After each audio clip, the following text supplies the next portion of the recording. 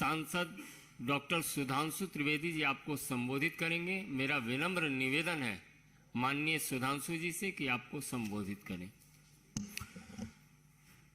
मित्रों, आज छत्तीसगढ़ के राजनांदगांव में कांग्रेस की महापौर की उपस्थिति में एक बार पुनः हिंदू देवताओं और देवी देवताओं के प्रति अपमानजनक टिप्पणियां करने का प्रकरण प्रकाश में आया है।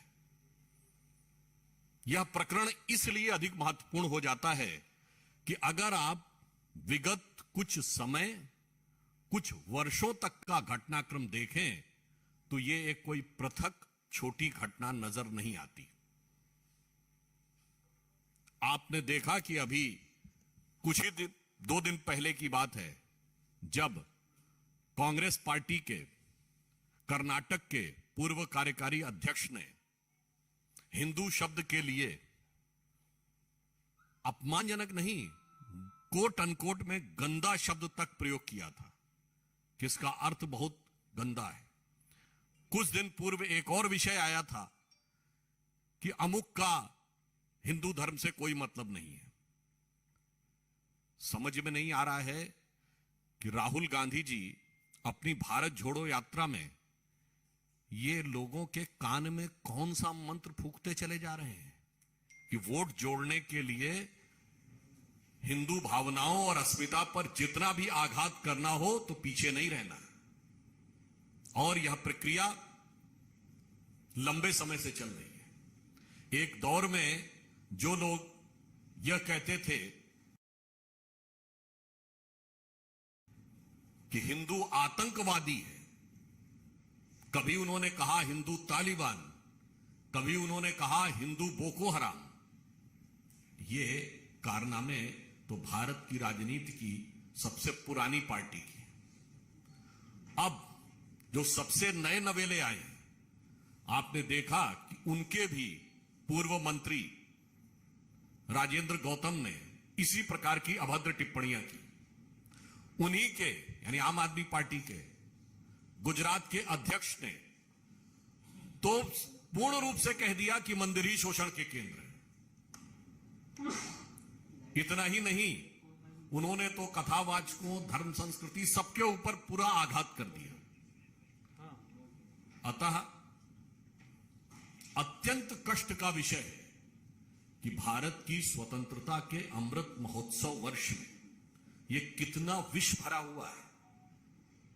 यह सेकुलर राजनीति के जो प्रवर्तक हैं, चाहे वो सबसे पुराने हों या सबसे नए हों, उनकी फितरत नहीं बदली है। फितरत केवल यह है कि सेकुलरिज्म का अर्थ हिंदू धर्म के प्रति घृणा और अपमान के भाव की अभिव्यक्ति करना। और अधिक दुख का विषय यह है कि वह संस्कृति जिसके लिए देश ही नहीं विदेश में क्या कुछ कहा जाता है। मैं कांग्रेस के नेताओं से कहना चाहूंगा, साहब आपकी अध्यक्ष रही हैं एनी बेसेंट, उन्होंने हिंदू धर्म के बारे में क्या कहा है? उन्होंने कहा such a philosophic, such a scientific, such a spiritual, the deep you go, the deep you love. The intense you will go, the intense you will respect. Arthur Schopenhauer ने कहा कि यह मनुष्य के ज्ञान की पराकाष्ठा है, जर्मन फिलोसफर था। इतना ही नहीं, बड़े बड़े साइंटिस्ट वर्नर हाइजेनबर्ग और फिर से कैपरा इसमें ज्ञान के कितने स्रोत ढूंढते हैं। एटम बम बनाने वाले रॉबर्ट ओपेनहाइमर से लेके रॉकेट बनाने वाले वर्नर वॉन ब्रॉन तक। पर दुख की बात यह है कि राजनीति के लिए इस सीमा तक जाकर जो हो रहा है, तो हमें यह पूर्ण विश्वास है कि देश और प्रदेशों की प्रबुद्ध जनता इसको गंभीरता से देख रही है। और इस स्वतंत्रता के अमृत काल में जो माननीय प्रधानमंत्री जी ने कहा है कि अमृत महोत्सव से शताब्दी का वर्ष अमृत काल है, इसमें ये जितने भी विष बेले फैल रही हैं गुलामी की मानसिकता और गुलामी की विरासत से, इन सब से जनता मुक्ति दिलाएगी। और अंत में मैं सिर्फ यह कहना चाहूंगा कि इस बयान पर तथा कथित परम शिव भक्त हिंदू, यानी जो कांग्रेस के चिरयुवा नेता हैं, उनका क्या कहना है। और जब इस प्रकार की बातें हिंदू देवी देवताओं के लिए कही जाती हैं, तो भारत की राजनीति के बगुला भक्त जो देवी देवताओं के स्थान की बात करते हैं मुद्रा के ऊपर, उनका क्या कहना है। और मुझे आशा ही नहीं, पूर्ण विश्वास है, यदि आप सभी पत्रकार उनसे यह प्रश्न पूछेंगे तो आप देखिएगा कि उनके दोहरा चरित्र उभर कर सामने आ जाएगा। जब यह पार्टियां एक तरफ दूसरा आवरण मुखौटा और दूसरी तरफ दूसरा मुख लेती हैं, तो यह विषय सिर्फ हिंदू समाज के विरोध का नहीं है, यह विषय सिर्फ भारतीय समाज को छलने का नहीं है, यह विषय भारत की राजनीति में विश्वसनीयता के संकट का भी है। इन्हीं कारणों से नेताओं के प्रति विश्वसनीयता कम होती है।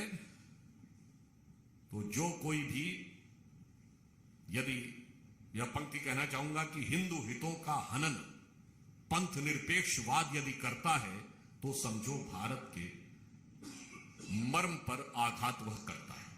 धन्यवाद।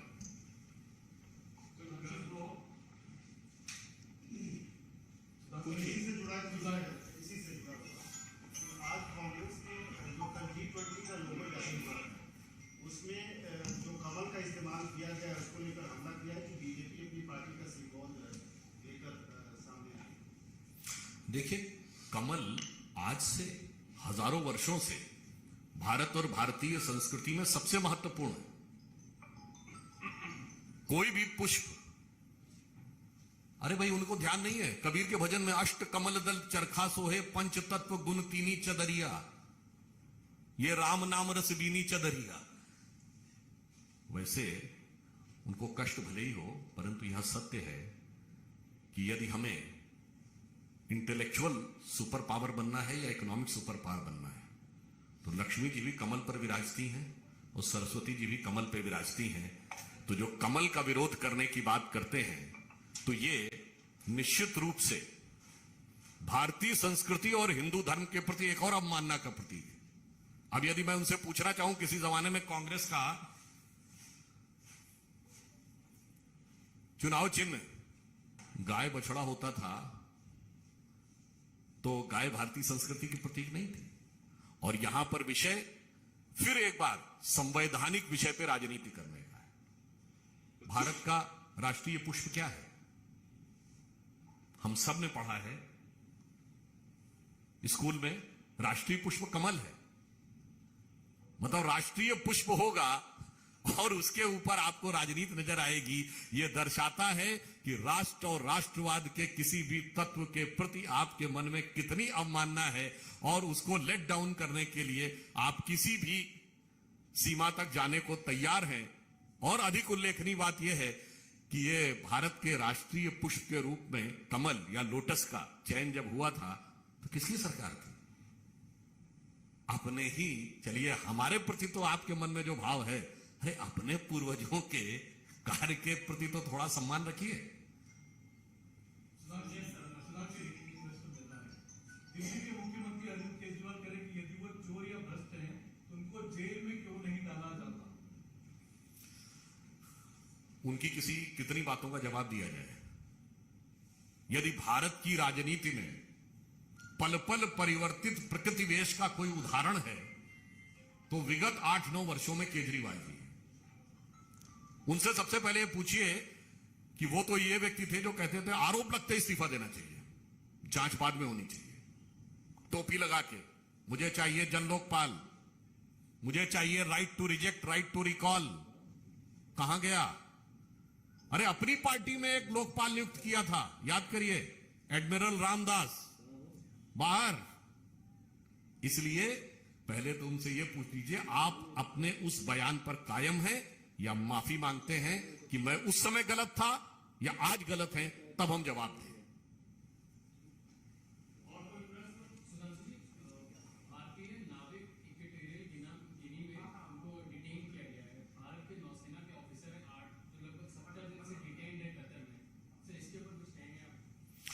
इस विषय पे विदेश मंत्रालय उस पूरी घटनाक्रम पे नजर रखे हुए है और जो भी उपयुक्त डेवलपमेंट होगा उससे आपको अवगत कराएंगे। सर, एक राहुल गांधी ने ट्वीट किया है और उन्होंने कहा है कि मजबूरी डर बने और डर नफरत में तब्दील हो। लोग उलझ रहे हैं और हम दो हमारे दो का राज चलता रहे। भाजपा की विभाजनकारी नीतियों का यही मकसद है। उन्होंने जो शब्द बोला है, कालक्रम के अनुसार इस शब्द का कितना अर्थ बदल जाता है। उनके स्वर्गीय पिताजी ने यही शब्द भारत की संसद में बोला था, हमारे ही लिए बोला था। तब हमारे दो सांसद थे, क्या मजाक उड़ाया था कि हम दो हमारे दो, मतलब अटल जी अडवाणी जी दो नेता और दो सांसद। आज उनको यह शब्द बोलना पड़ रहा है जिस अर्थ में, सिर्फ ये समझिए कालचक्र कितना बदल गया, परंतु वास्तविकता है कि हमारा जो भी नेता है वो एक हो, दो हो, 10 हो, 100 हो, सब के सब सिर्फ और सिर्फ भारत माता के प्रति समर्पित हैं। उनके जितने भी नेता हैं वो सिर्फ परिवार के प्रति समर्पित हैं, क्योंकि हमारी हर कार्यक्रम में प्रधानमंत्री जी हो, राष्ट्रीय अध्यक्ष जी हो अथवा अन्य कोई भी नेता, तो एक ही नारा लगता है, भारत माता की जय और वंदे मातरम। और उनके यहां नेताओं की जिंदाबाद लगता है। तो मुझे लगता है कि ये राहुल गांधी जी की दृष्टि का अंतर है। और जहां तक डरने की बात वो कर रहे हैं, तो अपनी पार्टी के नेताओं से पूछ रहे हैं। विगत 7-8 वर्षों में जिन्होंने पार्टी छोड़ी है, उन्होंने क्या क्या अपमान तिरस्कार का आरोप नहीं लगाया। और यहां पर एक और बात कहना चाहें, वो यात्रा निकाल रहे हैं, तो वो कौन सा डर है जिसकी वजह से हिमाचल तो वो गए नहीं, गुजरात भी जा रहे हैं, ऐसी कोई सूचना आ नहीं रही है। हम यह भी पूछना चाहते हैं कि वो कांग्रेस जो अपने को गांधी जी की का एक में one and only exclusive copyright holder मानती है, गांधी के धाम में यात्रा क्यों नहीं जा रही है? सरदार पटेल के स्थान पे यात्रा क्यों नहीं जा रही है? सुभाष चंद्र बोस के स्थान को यात्रा टच क्यों नहीं कर रही है? और तो और छोड़िए, नेहरू जी के स्थान पे यात्रा क्यों नहीं जा रही है प्रयागराज में? इंदिरा जी के स्थान पे रायबरेली में क्यों नहीं जा रही है? उनके स्वर्गीय पिताजी का स्थान अमेठी, वहां क्यों नहीं जा रही है? ये सोची समझी नीति है या पूर्वाग्रह है या ये डर है? ये उन्हें बताना चाहिए। Kanisha Awasthi, Republic TV.